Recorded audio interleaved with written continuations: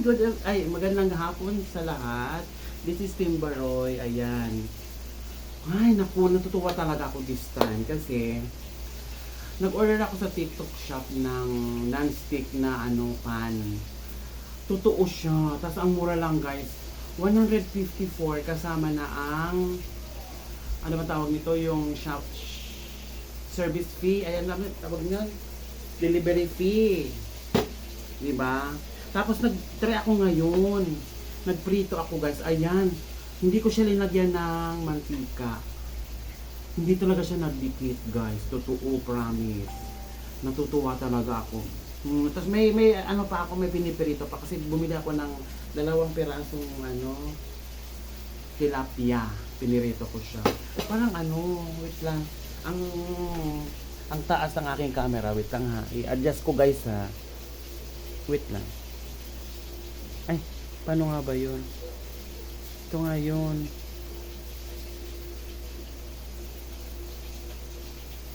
Ay, mali. Ito pala yun, oh. Yan na. Ganun pa rin. Wait lang. Pwede ko pa ba yan, ganon. Ayan na. Ayan, naririnig yung tunog ng pinirito ko. Tapos with matching kanin. Wala, kunti lang yun. Parang ang dami ng kanin ko. And of course, gumawa ako ng sausawan.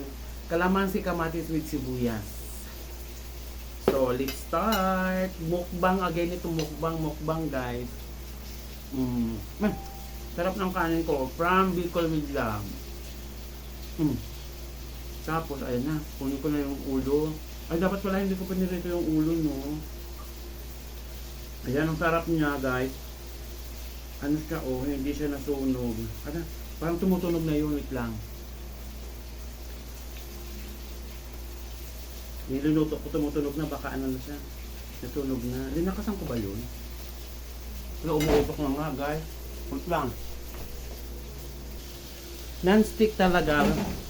Kasi yung mga naiwan doon, kasi nung paggawa ko ng tilapia, tinagyan ko siya ng mga rina, tapos magic sarap na konti. Naiwan doon sa kawali. Nasunog na ngayon. Tapos ginanong ko lang ngayon ng kutsara ng natanggal siya. Ang galing. Parang gusto ko pa bumili ulit. Mura lang eh. 154 yung isa. Malaki siya. Ang sarap. Sarap lutuan. Kasi yung dati kong kawali, didikitan sa lagi. Nahirapan ako magprito doon. Wala, parang masiset aside ko na yun ngayon. Nakawali ko. Parang ito magagamit ko lagi. Alam, may buto ng kalamansi. Sarap niya, lutuan. Natutuwa ako. Yung naririnig niyo pa yung niya. Yung tunog ng prito. Ang sarap. Gusto ko talaga lutuan siya. Kamay. Crispy siya.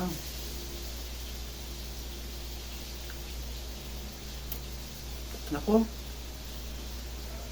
Napaparami na naman itong kain ko.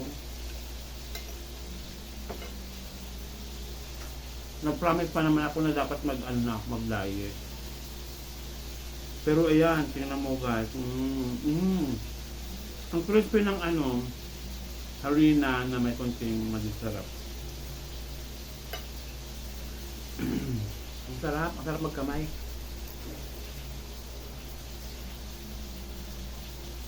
Alam ko na order ako ng para sa probinsya.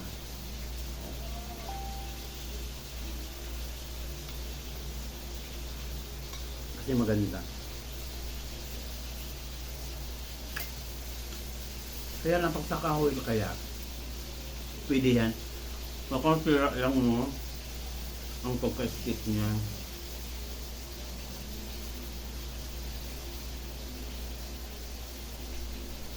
Sabagay, sa probinsya naman, sorry na, magsasalita ko may laman ng bibig ko.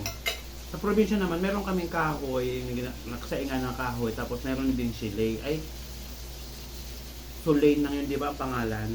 Yun. Kaya okay lang.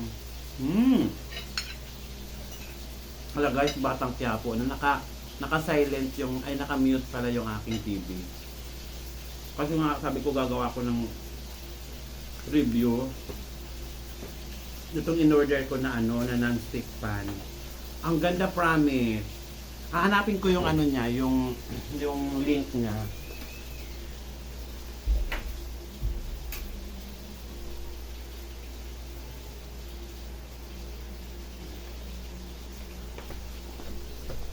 Para i-ano ko sa inyo guys, sa mga viewers ko.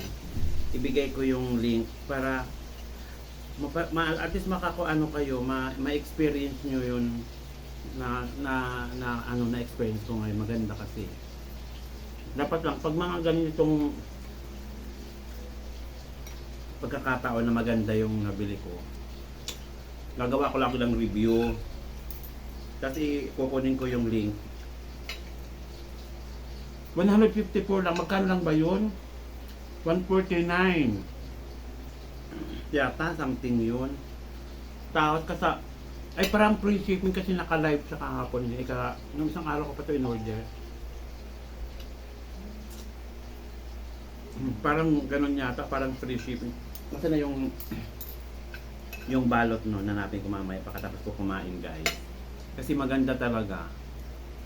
At saka even yung ano niya, pagkaluto niya, akala ko nga hindi siya luto kasi sabi ko, yung gitna niya parang hindi siya nano. Kasi nga di ba walang mantika. Yung gitna niya maputi. Tapos yung sabi ko, yung balat lang yung parang nag-brown. Pero guys, luto naman siya. Ang sarap. Marami na naman ako nito.